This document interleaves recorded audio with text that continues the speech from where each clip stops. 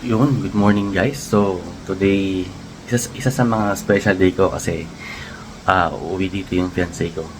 Nasabi ko kasi yung special kasi minsan lang talaga kami magkita dahil since naging kami sobrang dalang lang namin magkita kasi nga maggaliw kami nung una pares kami nasa abroad, ngayon nasa Pilipinas na ako. Siya pa rin nasa abroad. So yun, special sa akin kasi makikita ko na siya ulit and for a short time makakasama ko siya and very very special yun para sa akin. So pasensya na, bagong gising, may puti-puting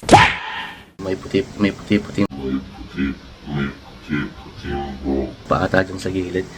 So yun, kakalipad lang niya kakalipad lang niya from Doha. Yan na siya, QR 932. Mamaya ang hapon ang lapag niya. Supposedly dapat ngayong umaga yung lapag niya, kaso na medyo nagka-problema lang ng konti, kaya mamayang hapon yung lapag niya. Pero ganun pa man, thank you Lord pa rin kasi makakauwi siya ngayon and magkakasama kami for a short time. So praise God pa rin. Update ko na lang kayo kung nasa na siya, and mamaya sa pagsundo ko sa kanya, kita-kits tayo ha. So yun guys, kakaalis ko lang. So as usual, traffic. So kita nyo naman.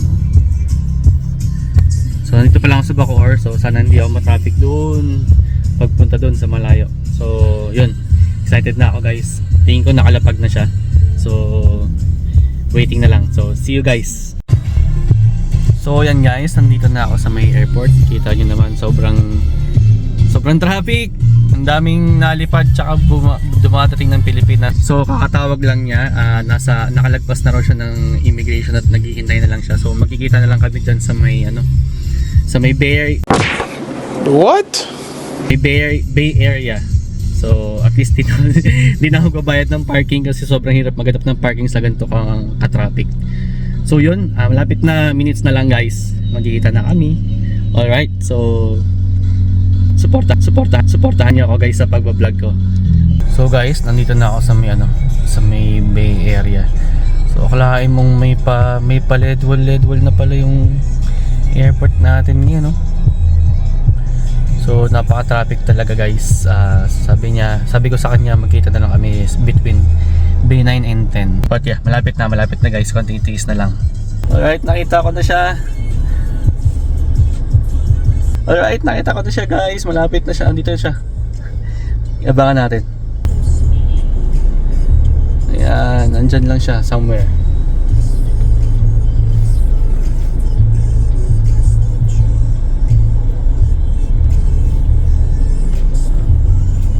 Ayan na siya guys.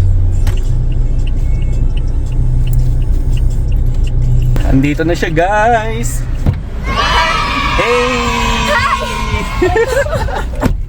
Yan, nagkita na kami. Buhay ka na. Di ba? Uy, sana all.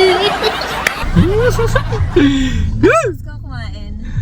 Kayo na pang tanghali. Yan guys, welcome back again and again. So sabi ko sa guys, very special lagi pag umuwi siya. Kahit sobrang traffic, worth it lahat. Di ba, may pauwi pa siya. Hi ka ulit, Bob. Hi. Hey, Mom. Ako yung na-excite sa'yo. May mabait. Pagpasok nila, may to. Ha? Sana hindi naman panis.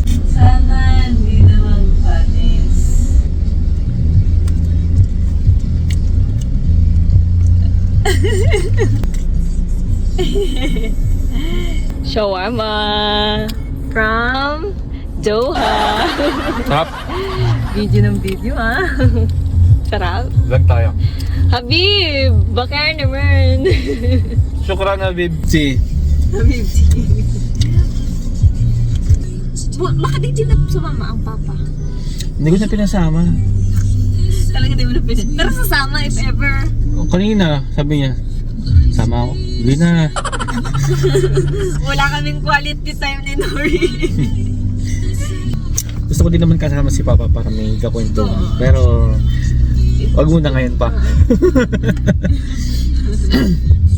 Pero kung kanina, nasundo mo kami, sasama mo pa rin. Hindi rin. Kasi ngayon Kasi gusto mo mag-vlog nga ako. mag-vlog. Oo. May iya ako eh. Oo. Shy type kasi ako eh. Ayun, ganda ng buhok ko ngayon. Ito na ba yung random? Ang ganda ng buhok ko. Binati ko yung buhok ko. Guys, kakalagpas lang namin ng airport. Grabe yung traffic. Sinalubong talaga ako ng traffic ngayon. Lapag ko ng Pinas.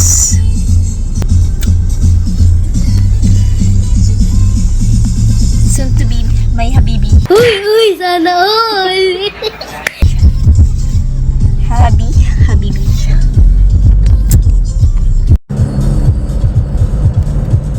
Ginabi na kami. So yun guys, nandito na kami sa SM Bacoor. So nagtigil lang kami sandali dahil mag-withdraw siya. So it's a very good day. Nakita na rin kami and thank you Lord. Kasi masaya, worth it lahat. And yun, pauwi na rin kami. Diretso ako na sa kanila para i-drop na siya and then uwi na rin ako. So yun, takits na lang. And yun, supportahan niyo ako sa pagbablog ko, no? So yun, sana i-view nyo, tapos i-like nyo na rin, tapos i-share nyo na rin, tapos follow nyo na rin ako, ha? So so yan, pa-support guys. Maraming salamat. See you ulit sa mga susunod kong video kung meron naman. Alright, see you, God bless.